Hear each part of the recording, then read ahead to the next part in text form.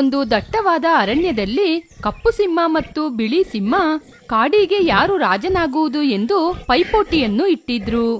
ಈ ಕಡೆ ಬಿಳಿ ಸಿಂಹಕ್ಕೆ ಮತವನ್ನು ಮಾಡಲು ಜಿಂಕೆ, ಹುಲಿ, ಕೋತಿ, ಮೊಲ ಮತ್ತು ಆನೆ ಬಂದಿದ್ರು. ಈ ಕಡೆ ಕಪ್ಪು ಸಿಂಹಕ್ಕೆ ಮತವನ್ನು ಹಾಕಲು ತೋಳ, ನರಿ ಮತ್ತು ಹೈನಾ ಬಂದಿದ್ರು. ಆಗ ಗೋರಿಲ್ಲ ಅವರ ಮಧ್ಯೆ ಬಂದು ಹೀಗೆ ಹೇಳಿತು, ಇಲ್ಲಿ ನೋಡಿ ಅಡವಿಯ ಮಿತ್ರರೇ, ಪ್ರತಿಯೊಂದು ಸಮಸ್ಯೆಗೂ ಅಹಿಂಸೆ ಪರಿಹಾರವಲ್ಲ.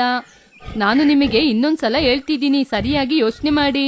ಅಡವಿಗೆ ಯಾರು ರಾಜನಾಗುವುದು ಅಂತ ಇವಾಗ್ಲೇ ನೀವೇ ತೀರ್ಮಾನ ಮಾಡಿ, ಇಲ್ಲಾಂದ್ರೆ ನಾನು ಇವಾಗ್ಲೇ ಕುಸ್ತಿಯನ್ನು ಆರಂಭ ಮಾಡ್ತೀನಿ. ನಾವು ಇದನ್ನೆಲ್ಲ ಯೋಚನೆ ಮಾಡಿನೇ ಈ ಪೈಪೋಟಿಗೆ ಬಂದಿದ್ದು.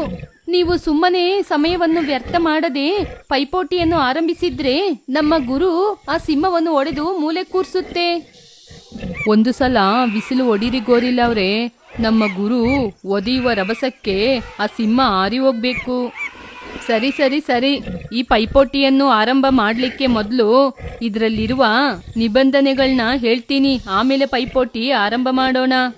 ಇಬ್ಬರು ಪೈಪೋಟಿಗಾರರು ಕಿವಿ ಕೊಟ್ಟು ಕೇಳಿ. ಈ ಕುಸ್ತಿ ಸ್ಪರ್ಧೆಯಲ್ಲಿ 2 ರೌಂಡ್ ಇರುತ್ತೆ.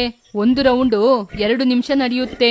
ಯಾರು ಈ ಕುಸ್ತಿ ಸ್ಪರ್ಧೆಯಲ್ಲಿ ನೆಲದ ಮೇಲೆ ಬಿದ್ದು ಎದ್ದೊಳಕ್ಕಾಗದೆ ಸ್ವಲ್ಪ ಹೊತ್ತು ಹಾಗೇನೆ ಇರ್ತಾರೋ ಅವರೇ ವಿಜೇತರು. ಇನ್ನೊಂದು ಮುಖ್ಯವಾದ ನಿಬಂಧನೆ ಏನಂದ್ರೆ, ಒಂದು ಸಲ ಕುಸ್ತಿ ಆರಂಭವಾದ್ರೆ ಆಮೇಲೆ ಮಧ್ಯದಲ್ಲಿ ನಿಲ್ಸಲು ಸಾಧ್ಯವಿಲ್ಲ. ಇವಾಗ ನೀವಿಬ್ರು ಕುಸ್ತಿಗೆ ರೆಡಿನಾ? ನಾನು ಸಿದ್ಧವಾಗಿದ್ದೀನಿ ಗೋರಿಲ್ಲ.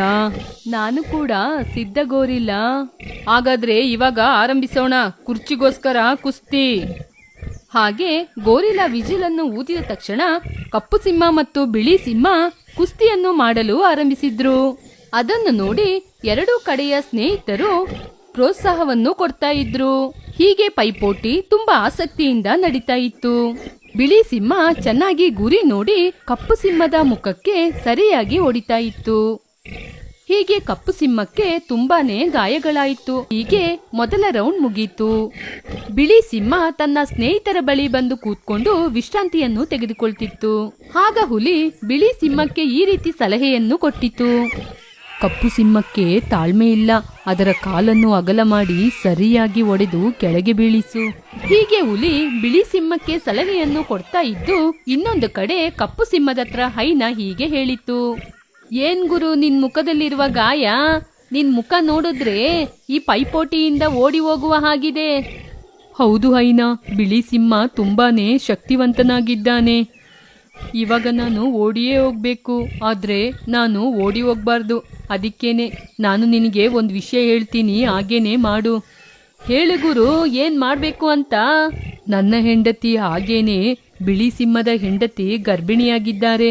ಅದು ಮಾತ್ರ ಅಲ್ಲ, ಇವತ್ತೇ ಮಗು ಹುಟ್ಟಿದ್ರೂ ಹುಟ್ಬೋದು.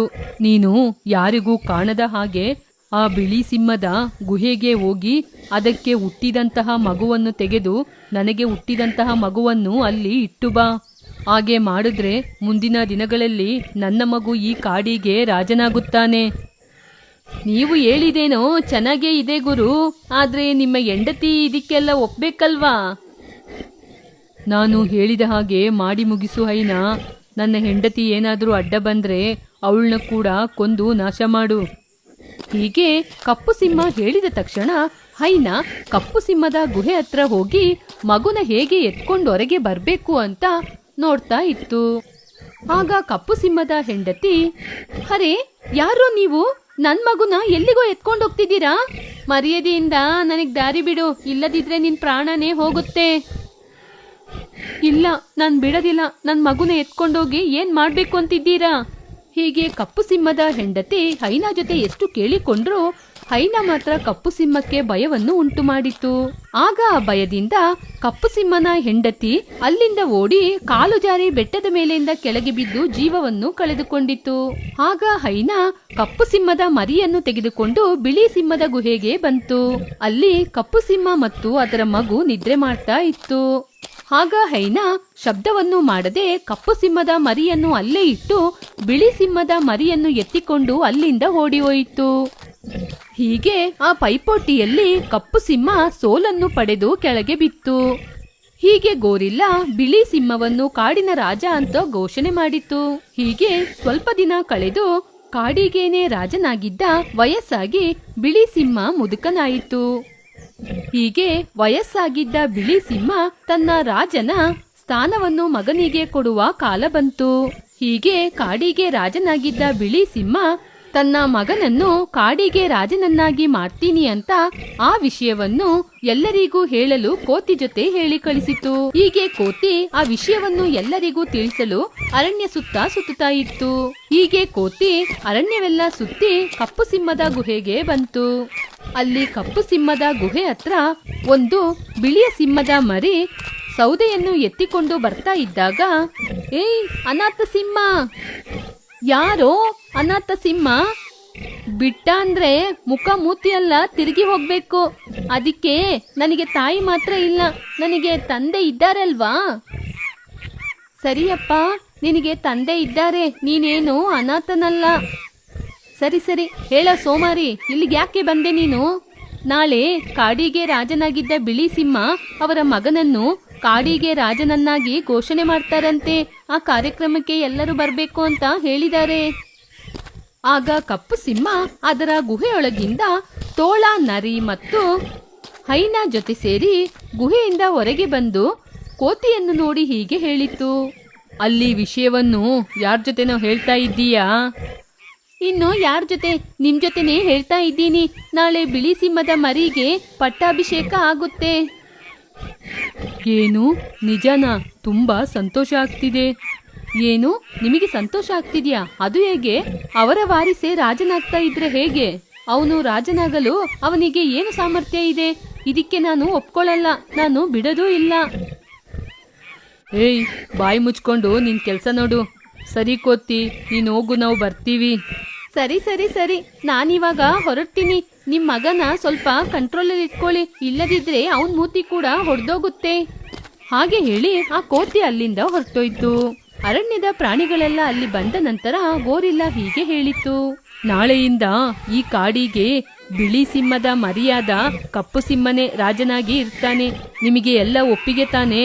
ಹೀಗೆ ಗೋರಿಲ್ಲಾ ಕೇಳಿದ ತಕ್ಷಣ ಎಲ್ಲರೂ ಒಪ್ಪಿಗೆ ಒಪ್ಪಿಗೆ ಅಂತ ಹೇಳಿದ್ರು.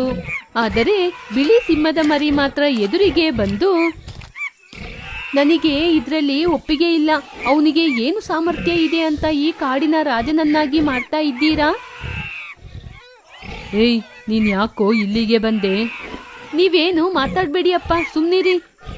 ರಾಜ ಅವ್ರೆ, ನೀವು ಧರ್ಮದಿಂದ ರಾಜತನ ಮಾಡುವ ರಾಜನಾಗಿದ್ರೆ ಇವಾಗ ನನಗೂ ನಿಮ್ಮ ಮಗನಿಗೂ ಕುಸ್ತಿ ಪೈಪೋಟಿಯನ್ನು ಇಟ್ಟು ಅದರಲ್ಲಿ ಗೆಲ್ಲುವವರಿಗೆ ರಾಜನ ಸ್ಥಾನವನ್ನು ಕೊಡಿ. ಈ ಬಿಳಿ ಮರಿಸಿಂಹನ ಮಾತಿಗೆ ನಾನು ಒಪ್ತೀನಿ. ನನ್ನ ಮಗ ಕಾಡಿಗೆ ರಾಜನಾಗಬೇಕಾದ್ರೆ ನನ್ನ ವಾರಿಸು ಮಾತ್ರ ಆಗಿದ್ರೆ ಸಾಲದು. ಗೋರಿಲ್ಲಾ, ತಕ್ಷಣ ಈ ಕುಸ್ತಿ ಪೈಪೋಟಿಗೆ ಏರ್ಪಾಡು ಮಾಡು. ಇದು ನಾನು ಈ ಕಾಡಿಗೆ ರಾಜನಾಗಿ ಮಾಡುವಂತಹ ಆಜ್ಞೆ. ಆಗ ಗೋರಿಲ್ಲಾ ಕಪ್ಪು ಮತ್ತು ಬಿಳಿ ಮರಿಯ ಸಿಂಹಕ್ಕೆ ಕುಸ್ತಿ ಪೈಪೋಟಿಯನ್ನು ಏರ್ಪಾಡು ಮಾಡಿತು. ಆಗ ಆ ಕುಸ್ತಿಗೆ ಕಪ್ಪು ಮರಿ ಸಿಂಹ, ಬಿಳಿ ಮರಿ ಸಿಂಹ ಉತ್ಸಾಹದಿಂದ ಪಾಲ್ಗೊಂಡ್ರು. ಆಗ ಕಪ್ಪು ಮರಿ ಸಿಂಹಕ್ಕೆ ತುಂಬಾನೇ ಗಾಯಗಳಾಯಿತು. ಆಗ ಕಪ್ಪು ಸಿಂಹ ತನ್ನ ಮರಿಯ ಗಾಯವನ್ನು ನೋಡಲು ಸಾಧ್ಯವಾಗದೆ, ಈ ಕುಸ್ತಿ ಪೈಪೋಟಿಯನ್ನು ನಿಲ್ಲಿಸಿ ಪ್ರಭು. ನನ್ನ ಮಗನ ಕಾಲು ಕೂಡ ನನ್ನ ಕಾಲಿನಾಗೆ ಮುರಿದು ಹೋಗ್ಬಾರ್ದು. ಇನ್ನು ಮುಂದೆ ನಾನು ನನ್ನ ಮಗ ಚೆನ್ನಾಗಿ ಜೀವನ ಮಾಡ್ತೀವಿ. ಹೀಗೆ ಆ ಕಪ್ಪು ಸಿಂಹ ನನ್ನ ಮಗ ಅಂತ ಹೇಳ್ತಾ ಇರುವುದನ್ನು ನೋಡಿ ಆ ಕಾಡಿನ ಪ್ರಾಣಿಗಳೆಲ್ಲ ಆಶ್ಚರ್ಯಪಟ್ರು. ಆಗ ಈ ಬಿಳಿ ಸಿಂಹರಾಜ ಮಾತ್ರ ಆಶ್ಚರ್ಯ ಪಡದೆ, ಈ ಕಪ್ಪು ಮರಿಸಿಂಹ ನನ್ನ ಮಗ ಅಲ್ಲ ಅಂತ ನನಗೆ ಮೊದಲೇ ಗೊತ್ತು. ಈ ಐನ ಮಗುವನ್ನು ಬದಲಾಯಿಸುವಾಗ ಕೋತಿ ನೋಡಿದೆ. ಆ ವಿಷಯವನ್ನು ಕುಸ್ತಿ ನಡೆದ ಮರುದಿನನೇ ನನಗೆ ಹೇಳಿತು. ಆದರೆ ನಾನು ಅಂದಿನಿಂದ ಇದುವರೆಗೂ ಯಾಕೆ ಗೊತ್ತಾ ಸುಮ್ಮನೆ ಇದ್ದೀನಿ, ಈ ವಿಷಯ ನಿನ್ನ ಬಾಯಿಂದನೇ ಬರಬೇಕು ಅಂತ. ಅದು ಮಾತ್ರ ಅಲ್ಲ, ನನ್ನ ಮಗ ಕಷ್ಟದಲ್ಲೇ ಬೆಳೆದ್ರೆ ಜನರ ಪರಿಸ್ಥಿತಿ ಕೂಡ ಅವನಿಗೆ ಚೆನ್ನಾಗಿ ಅರ್ಥ ಆಗುತ್ತೆ ಅಂತಾನೆ. ಇವಾಗ ನಾನು ಅಂದುಕೊಂಡ ಹಾಗೇನೇ ನಡೀತು. ಹೀಗೆ ಬಿಳಿ ಸಿಂಹ ಹೇಳಿತು. ಅಂದಿನಿಂದ ಕಪ್ಪು ಸಿಂಹ ಕಾಡಿನ ಪ್ರಾಣಿಗಳ ಜೊತೆ ಬೆರೆತು ಸಂತೋಷವಾಗಿ ತನ್ನ ಜೀವನವನ್ನು ನಡೆಸ್ತಾ ಇತ್ತು.